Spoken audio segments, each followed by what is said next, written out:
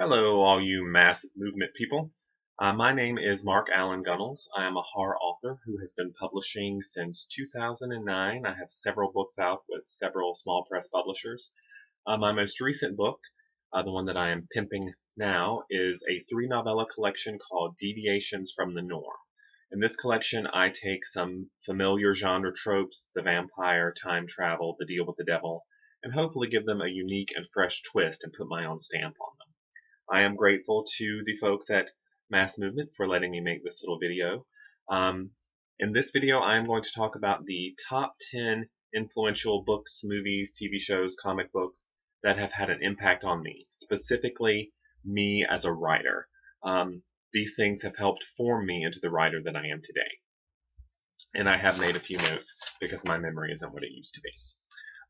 We're going to start off with number 1, The Exorcist film. When I was young, maybe 5 or 6, I heard my mother talking to her friend on the phone about this movie and how it was coming on television that evening and she was planning to watch. For whatever reason, she made it sound so exciting, I begged her to let me stay up and watch it with her. And she actually relented and let me, but I only made it about halfway through before I ended up hiding behind the sofa, and she sent me to bed.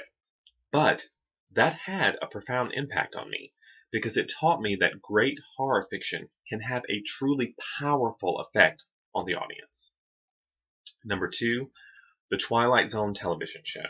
Now, I grew up watching both the original in syndication and the 80s version as it was actually airing. I loved both, devoured all the episodes, and if there was one thing that I would say was the most influential on me as a writer, it's the Twilight Zone. There was that sense of the surreal, a world that is very recognizably our own, but things are just slightly off kilter. It's the kind of subtle horror that I love to work with. Number 3 is Stephen King's novel, It.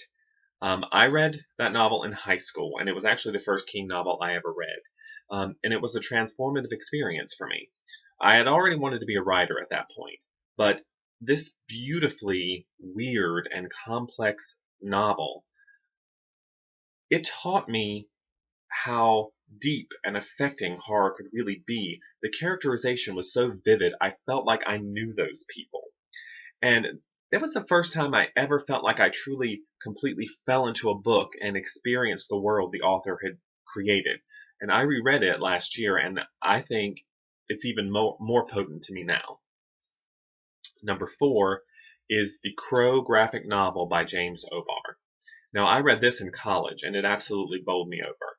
It was this strange blend of violence and mayhem with very poetic and lyrical language. It wasn't just a revenge story, it was a meditation on grief. It taught me that fiction could work on multiple levels, and that genre did not limit a story from having a deep emotional resonance.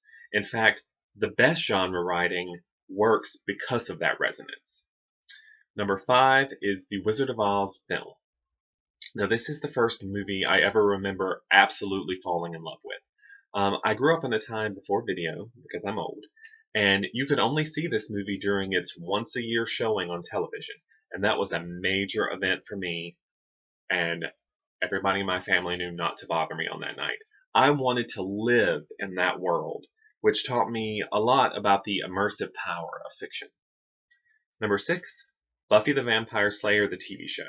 This is perhaps my all-time favorite television program, hands down. It had a wonderful mix of horror and pathos and drama and humor, and it was a show that really optimally utilized the medium of television to tell a story. The story built on itself over the years, growing richer and deeper, and the characters changed and evolved and grew in a very realistic way. I think it is some of the best writing of any medium I've ever experienced. Number 7, the novel Alice's Adventures in Wonderland by Lewis Carroll. This was the first book that wasn't a little picture book that I ever read just for pleasure. My sister had brought it home from school, and I picked it up and just started skimming, and soon I was down that rabbit hole with Alice. It was my first real experience with the magic of fiction, And that opened the door for me wanting to try to create that kind of magic myself. Okay, number 8 is the Sandman comic book series by Neil Gaiman. This comic book series, I think, is an example of the very best of epic storytelling. Gaiman crammed so much in there about world mythology, religion, philosophy, history, and yet it didn't feel crammed. It felt organic and believable within the context of the world he created. And it was so meticulously mapped out.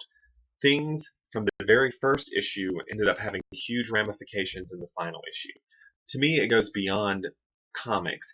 I think this is true literature.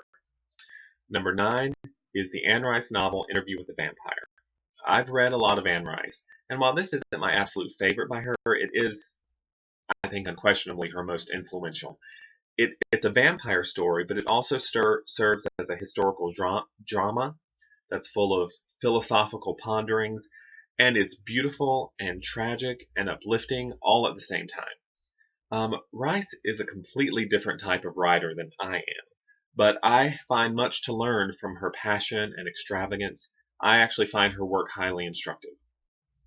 And finally, number 10, the novel Sacrament by Clive Barker. Now, this is interesting because this is not my favorite Clive Barker novel, not by a long shot. I actually find it one of his more laborious to get through. And yet the book did have a huge impact on me nonetheless. Why? Because it was a major mainstream horror novel from a major publisher, written by an openly gay man, with a gay man as the main protagonist. Now, nowadays, that might not seem like such a big deal, but back in the 90s, it was pretty much damn near unheard of. And as a young gay man with dreams of becoming a published horror author, yet wondering if there would be a place for me at that particular table, the publication of this novel gave me hope that I desperately needed at the time. So there you go, the top 10 influential books, movies, comics, and TV shows that helped make me the writer I am today. I will say that the novellas in Deviations from the Norm probably wouldn't exist without these things, growing up with them, internalizing them, processing them, and helping them make my own unique blend of fiction. So thank you again to Mass Movement for giving me this opportunity to make this little video, and thank you to all who've listened. Goodbye.